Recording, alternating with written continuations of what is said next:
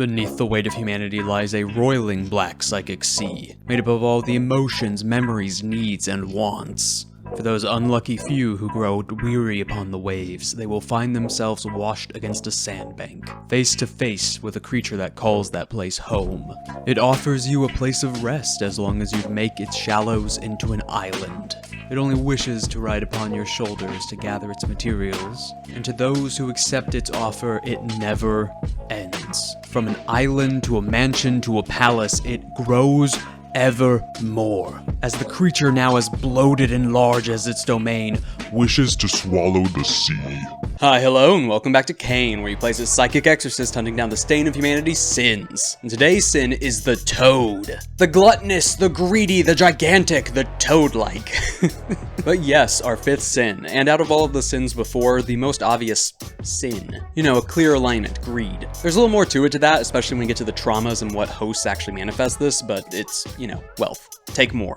More than you need. Never-ending want. And not a want to be wanted, not a want of vengeance, but just a want material. But outside of, you know, the greed, glamour, gems, usually gold, a lot of gold, it can also be themed around other senses of wealth or other senses of, like, ownership. Sometimes the literal monster going way more into the mouth, just eating and consuming things, propping itself up like some big, bulbous, fat businessman. And you can't forget the frog. It's frog-like. But out of its appearances, it is well-equipped to actually steal and thieve, and organize thieving and ownership. Partly through physical means of being double-jointed, long tongues, massive maw, reality-warping abilities to eat things. But then you have the other angle that they're the least emotionally driven. An entity of emotion, black psychic sea and all that, just like any of the other sins, but they're not, you know, straight up murder or just wanting something or feeling terrible. Wanting to be wanted in that case, but they just want material things. Emotions don't play much into it, it's just whether the material needs and wants of the host and the toad are satisfied, which they never are. Well, at least for the toad. But with this separation and split from an emotional drive, they're actually very witty. Sometimes to their own detriment, wanting to actually catch you in conversation, make fun of you,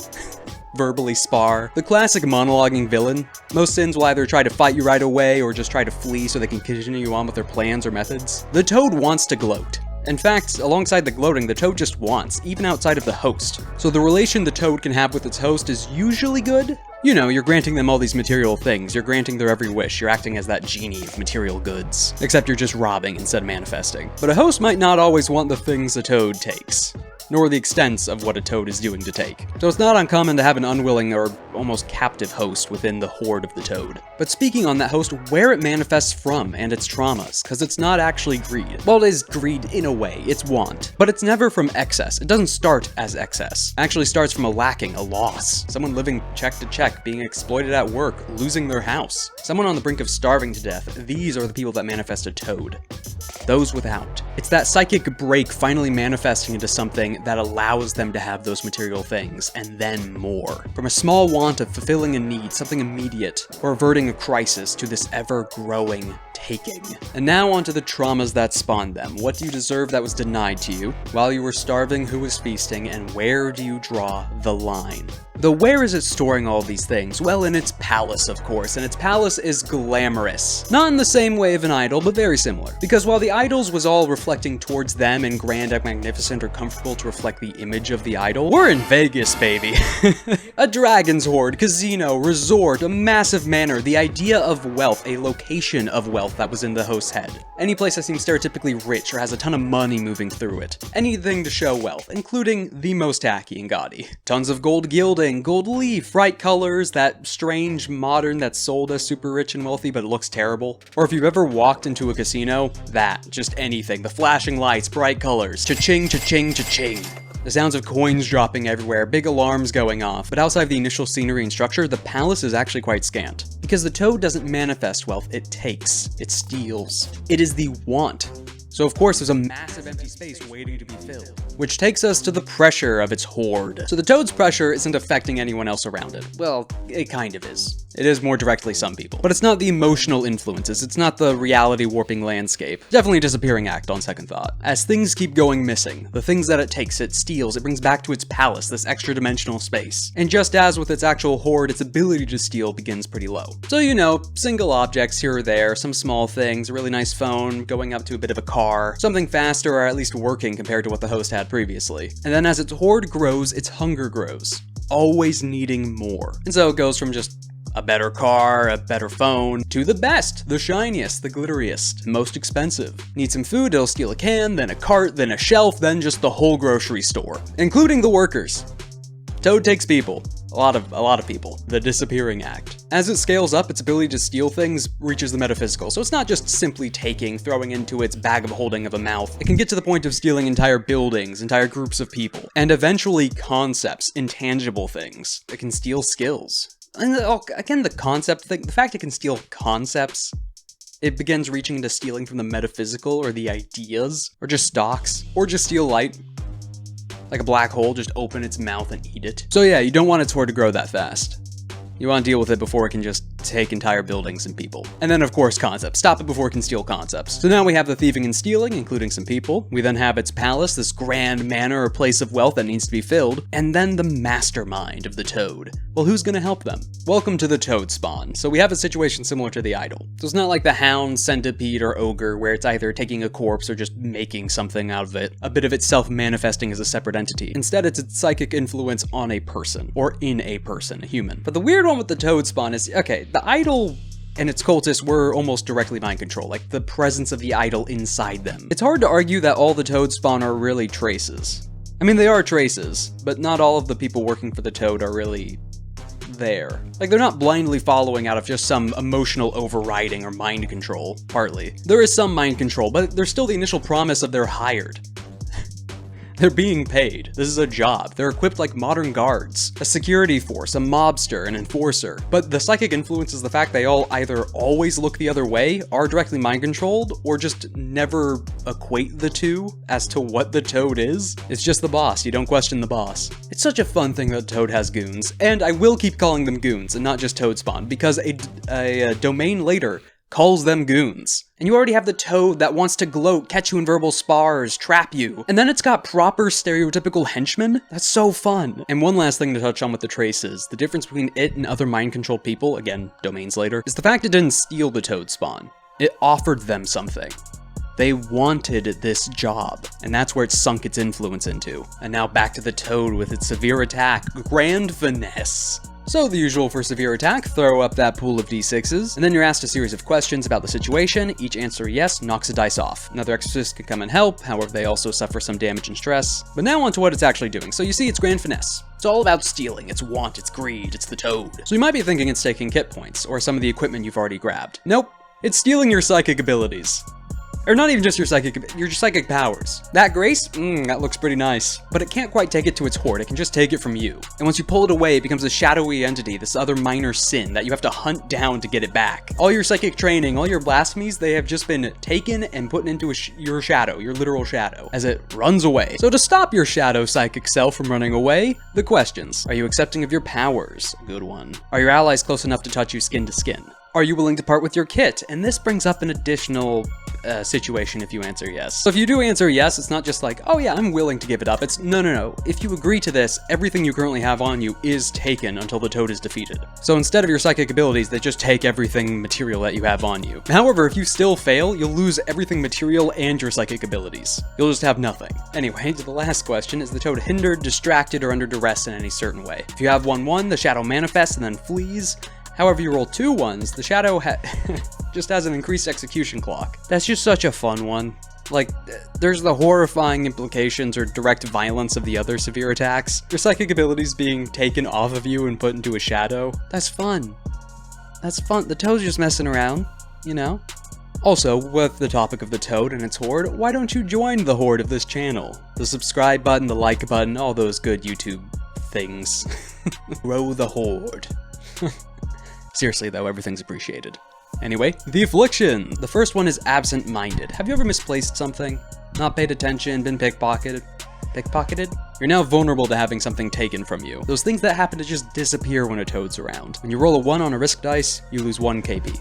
As you're not paying as sharp of attention as you normally would over your gear, the toad just takes. Wasting sickness, you are losing your vitality. You're losing your ability to hold it together. As every rest, you reduce your max stress by 1. As your physical vitality and health is being taken away, and are reduced to 0 health this way, you suffer instant death, as you are nothing but a husk left over. Starvation! You begin starving. Quite literally. Whole actions become hard while you have this aching hunger in your gut. This can be resolved by you or an ally spending 1 KP to fill in for food or rations. However, after you've been fed, resets at a rest. Everything's hard again, then spend 1 more KP and you just gotta keep eating. Endlessly starving. Itchy fingers, that want of the toad is here, is hanging overhead within the psychic sea. And you know that if you just take something you want, something that could be yours, it doesn't have to be theirs, it doesn't have to be not yours, just take it, it's more than just the object you're taking. As with the influence of the toad, you gain 1 psychic burst and 1d3 sin. You can do this once a scene, but yeah, you just have to steal anything. It doesn't have to be anything dramatic or a bunch of dice rolls, it's just if you stole something. Dreaming desire, once again your psychic nature betrays you. As under the influence of the toad, all those ideas, those wants, those daydreams, those fantasies, all of those, you just want to think about it, you want to ponder it. You can't help but focus on it. Even if you deny yourself that one brief glimpse into what could be, and what you could have, it hurts. Whenever pressure increases as the horde grows, you must spend 1 psyche burst to do this daydream. This psionic sin-influenced daydream. It's almost as if you're there, as if you had it. However, you can deny it. You can keep focused, you can keep holding on to everything. However, you deny those wants, that brief glimpse into them, and end up taking 2 stress. The want, a simple one, add to your agenda, take more than you need. As that simple mark of the toad has hit you, where this host started out, there was a point where they'd be fine. The toad keeps taking, and you'll now keep taking. And with that, we're now here to the domains. So every category has 8 domains. These are more specific things that the sin can do, more specific powers to the individual manifestation. Each actual manifestation of sin has 3. These usually align with the traumas or details around the host, but they don't have to. So, starting off, guess what? It can take you now. Tiny little personal space kept within its gullet for something. Well, not something, someone. Listen, it was the sin with a giant mouth. I don't know what you expected. So this tiny prison space doesn't necessarily have to be like, you know, guts. It's a sin, it's a toad, extra dimensional space and all that. Could literally be a tiny bird cage, gold and gilding, a blank office space, a waiting room, a foyer, piles of gold you're being crushed under. But all this is a complication as it sucks in an exorcist that is fighting. It's not just trapping or stealing them, as another psionic entity in it, it's damaging. Before every time the exorcist inside acts, they take 1 stress, for the entire duration that it's captured, you know. So, better break them out before they die. Or the toad runs off with them, that's also a possibility. In addition, as a tension move, the toad can kidnap an NPC you've met previously, though the NPC is usually unharmed, just taking away something you had, an ally. So this one gets a bit gross, and we'll touch back on the scent. So initially you hear that title and you think that, oh yeah, it's like, you know, paying someone off or bribing, maybe getting more toad spawn. No. Way more emphasis on the grease part. So as a complication or a threat, the toad vomits. And this strange ethereal or vomit or whatever material based around the manifestation is just reeks of this weirdly pleasant and terrible scent, you know, expensive but cheap perfume, like expensive, tacky, way too overbearing, super strong and thick scent that's just painful to the nose. Now as it spews this out, the toad gets to pick its consistency of vomit. All that gluttony it's eaten and consumed, just puking out the terrible parts of it, making it either slippery or sticky. This affects the exorcists that are standing within it, so any actions that are either like holding concentration, require dexterity, or quick movement, all of those become hard. And in fact, it's just hard to keep standing, or keep your footing. Any action that requires movement, you roll 2 dice and take the lower. Doesn't even matter to the previous check, making the check hard in the first place. That's just on top of the fact that any action requiring moving, as you're just trying to step through thick, sticky, viscous material that's been vomited out. Tacky cocktails, multiple umbrellas left sticking in the bunch, rich gravy with whole half-eaten turkeys that have been spilled out on top of it, or just perfume. A ton of perfume, like a factory accident of perfume. Oh, by the way, the area this affects scales with cat. That's so much vomit.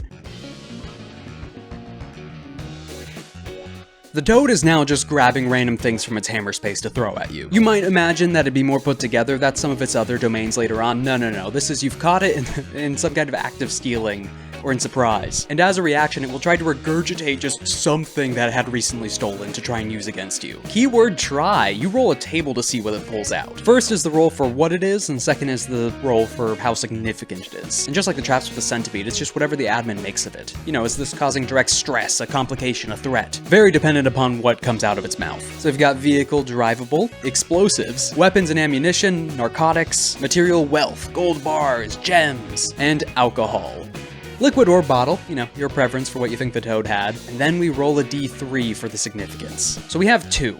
We're gonna start with 2, because that's the middle of the road, it's just as expected. It's okay, utility. However, on a 1, it's comically smaller than expected, and in fact deals 1 less stress. As not only is the toad stunned in the brief moment for what it just drew out of itself to try and use, the exorcists are reassured in their fight. And then on a 3, unbelievably larger than expected, dealing an additional stress or just being something more significant. So for a vehicle, on the comically small, it's a trike. On a regular 2, it's a motorcycle.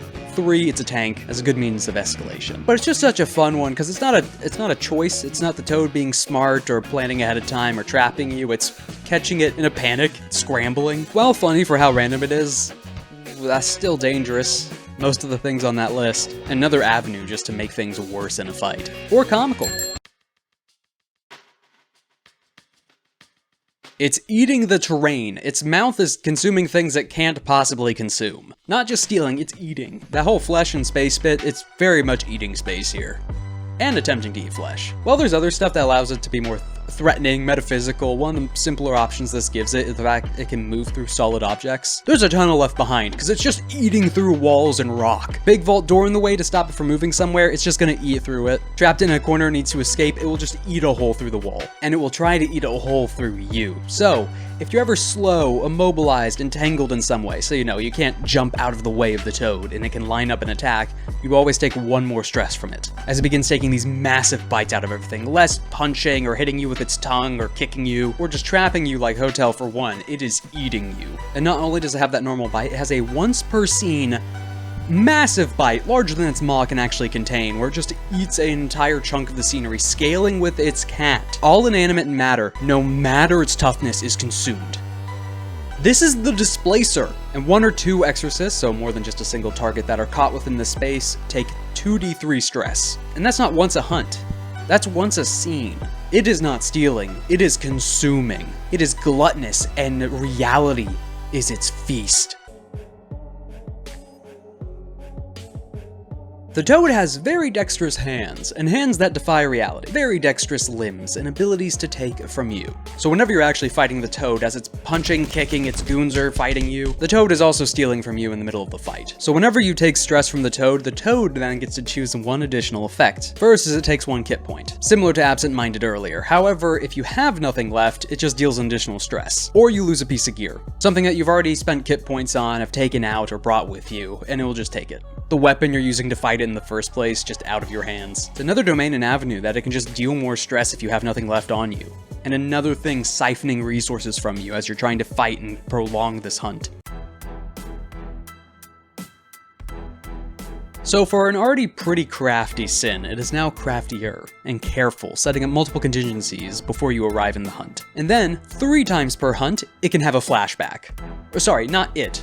The admin then recalls a flashback of the toad doing something before you arrived, for this exact moment, prepared for what you were just about to do as an action. Which again, before heading to any of the actual stats, that's just such a fun mechanic to have. As you're about to do something, it's not just a, oh, this trap springs, it's, no, here's the toad 12 hours ago setting this up in the first place. So roll 3d6 fortune. For every 3+, either the exorcist takes 1 stress, or you reduce 1 stress to the toad, as whatever this contingency was is either protecting the toad or hurting the exorcist. The toad running through a door knowing to avoid where a mine will trigger. The toad having prepared an overwatching sniper ahead of time. Or even as goofy as the toad running around a corner, an exorcist chasing them down, slipping on a banana peel placed there ahead of time, and then falling down a manhole. I bring up the goofy one, not necessarily just to break up the tone, I mean this is already like the most entertaining of the sins, but to bring back that the toad is fun. And you could get ridiculous with these contingencies. Play into the fact that there's a flashback built into the domain. Make it fun. It's already punishing to the exorcist. The toad is carrying around some of its servants, brainwashed, not just its toad spawn, but just anyone it's taken ahead of time. A butler, a driver, a cook, a guard. All brainwashed and willing to do whatever the toad asks immediately, as the toad will just pull them out of its gullet, either vomiting or grabbing, all with their skills and equipment for the immediate task. It could be something as silly as just bringing out a locksmith it kidnapped earlier to open a door for it. Or it can pull out a goon as a reaction. This is where it says goon. You can check the book, it says goon. Bringing a toad spawn with 1 execution. Or adding +1 to a group of already present toad spawn. And while goofy, it's just such a ridiculous thing of like vomiting up the person you need or the servant you need to do a task, but it's taking people. It's stealing their wills. Additionally, as a threat, it can kidnap an NPC you've already befriended and adding them to its collection. It's collecting people. It's not just material goods of the classics of, gold, wealth, gems. It wants others. It wants bodies. It wants minds. It wants servitude. The toad has a Midas touch. Its tongue, its finger, its entire body, its poisonous skin. Touching anything material brings it into gold, or anything material wealth. Could be gems, could be narcotics, could be guns. Anything that is an object of riches. As it touches objects, creatures, this could be threats, complications, stress, things to delay you as you're chasing it down through a normal door that has suddenly become solid gold, or a new affliction to an exorcist. Maiden touch, a thread or hook. The affected limb of the exorcist slowly begins to change into that material, spreading to the rest of the body. Anything that required some kind of dexterity or speed becomes hard, as you are being weighed down by a part of your body becoming gold. And every time you finish a rest, you take 3 stress as the gold has spread further to other parts of the body, other splotches. Until when you would take an injury, you become a statue, instantly dying, transformed into a horrified visage, a new statue for the toad's horde. But that was the toad, the most fun of a bunch of sins. Like, don't get me wrong, there's plenty of ways you could be creative and entertaining with a bunch of the other categories. There's nothing saying any of them aren't fun. The toad is just very confrontational, and not just in direct violence or being a very big threat. It still is those things and can be those things, but they're looking to verbally spar, to talk. They're a lot more with it, making fun of your cheap haircut, just insulting you, looking to gloat, proud of itself, proud of its horde, proud of what it takes and what it's taking. And it never stops taking. Because this is greed, this is gluttony, this is this never-ending want. It's a fat, ruthless mob boss that appeared out of nowhere, conquering small sections of a city, taking everything it can from everyone it can, bringing in its toad spawn, growing its ranks, breaking the knees of anyone who doesn't give in to it. It's a wide-grinned frontline deserter raiding a village and taking everything it wants, everything that it lost within the trenches, including flesh. It's a bulbous dragon growing its horde and trapping a princess within its maw. It is a twisting maelstrom of mouths infesting a corpse that died of a lack. These are the forms a toad can take. It can steal, it can eat, it can consume. It is never ending in its hunger. It's never ending in its collection. While its thieving starts petty, filling a need, it is a never ending want. A want that supersedes reality, that will take from the sea, take from the waters, take the light out of the very sky. Stealing, eating, hoarding, hiring, it doesn't matter. It grows, it hungers, it eats flesh in space directly. Execute it.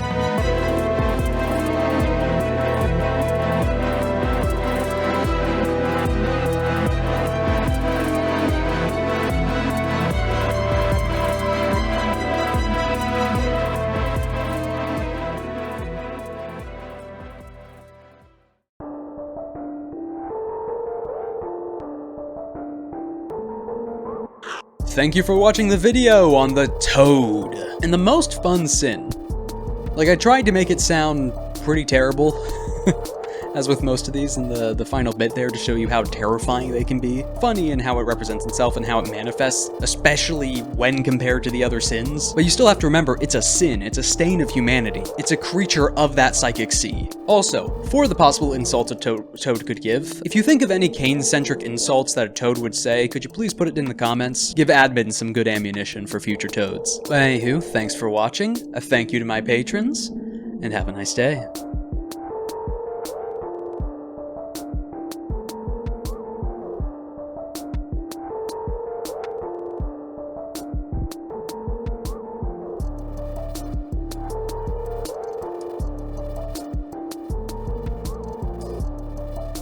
I love gold.